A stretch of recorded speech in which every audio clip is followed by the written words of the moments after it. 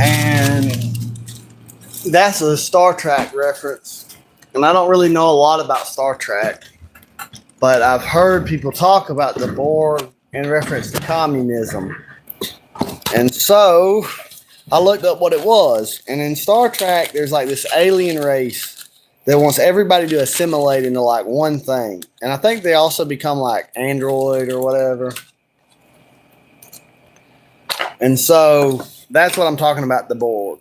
And you know it. There is in every culture, you cannot spell culture without cult. So they want you to join a sort of mind cult, like this is what we believe. And we have cognitive dissonance if these beliefs are contradicted. And we all agree to believe this lie to give us all a common identity so that we all can tell ourselves the same story and get all of our destinies on the same page and go in a certain direction. And so there's safety in the Borg because you don't have to make any choices and you don't have to think. You can just go along with the group. But some people are not born just to be sheep, pawns. They're not born just to be programmable little pieces in the machine. Some people, are just the head, not the tail. They're not afraid to step outside of what the herd is doing. And they're not afraid to look at the lies of their culture. And all of the great starters of culture knew about the lies of their culture and saw the game for what it was and saw that it could be changed. And when you don't believe it and everyone else believes it, it gives you a certain power of self-determination that others don't have when you realize that it's the tool that it is. And that's what the culture is. The culture is not these truths. The culture is just to keep everybody in a group together. The culture is just to bind each units into the collective.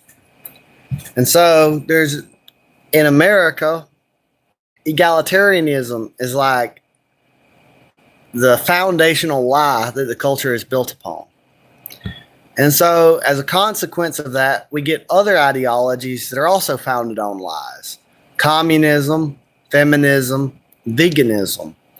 These are all growths of the lie of egalitarianism. But egalitarianism, it lets everyone feel like they're not insecure. Everyone can feel secure. And it also elevates human dignity because whether people deserve it or not, we can start by giving everybody a certain amount of human dignity. And it also protects the individual because every individual is owed a certain amount of respect regardless, because they're at least a human, and humans are all equal to each other, even if they're not. Even if you was to find two people and one person, you test them against the other person, oh, he's smarter. Okay. He's stronger. Okay.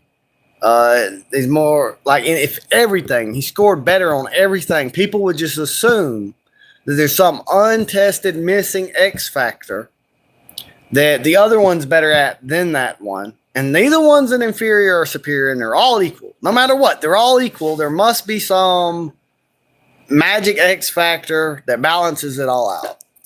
And I just don't think it's true. And I say this not believing that I am the superior person. I've met men, right? And I've met men that are smarter than me, better looking than me, 2 or 3 foot taller than me. And there's no reason for me to just assume that I'm equal to that man. Why? I can't beat him up. I'm not smarter than him. I'm not as rich as him. Why would I think I'm equal? So I'm just saying, I meet people that I know are superior to me. And I meet people that I know are inferior. And but everybody's just agreed to just pretend. Like, you wonder, how did we get to this point of transgenderism? How did we get to all this confusion? How did we get to people believing that humans are supposed to be vegan, or that, you know, it's all an outgrowth of the cultural lie of egalitarianism. And every culture has it. Every culture has their lies that bind the people together into a collective. And then it doesn't survive because it's true. It survives because it's useful. It's useful to bind people together into a collective, because then they gain more power than they would as an individual. So if you've got like 50 people that work together because they all believe in Zeus, that's going to benefit them even if there's no Zeus. Because if they're in competition with random individuals that have no reason to unite, the power of the 50 together overpowers the individuals. And there's all kind of things like that. There's like foundational lies of communism, foundational lies of kings, like believing that this one, everything. Hey, Noah. Hey, Noah. I said hi. It just took me a while.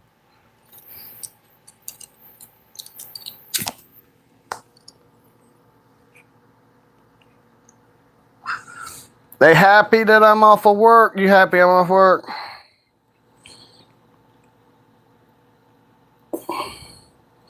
Now, the last few days, it's been the white puppy that's been winning all their little wrestling.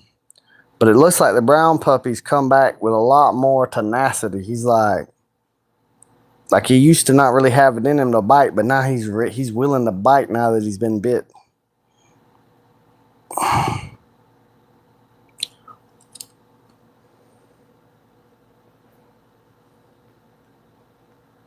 So little. I fed them each an individual little tiny hash brown. They walk off like the hash brown's big, wagging their tail. They're just so little. How can a dog be so little?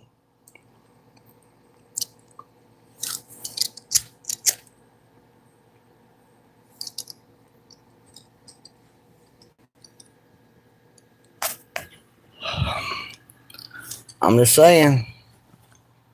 I ain't never, ever seen a golden retriever that didn't act like a golden retriever. And I ain't never seen a chihuahua that didn't act like a chihuahua. Now, because they're not humans, you can just point that out. But if they were humans, it would be racist to notice. How dare you notice? You're not allowed to notice. We must maintain the illusion of the foundational myth of egalitarianism. Because we're building a democratic republic.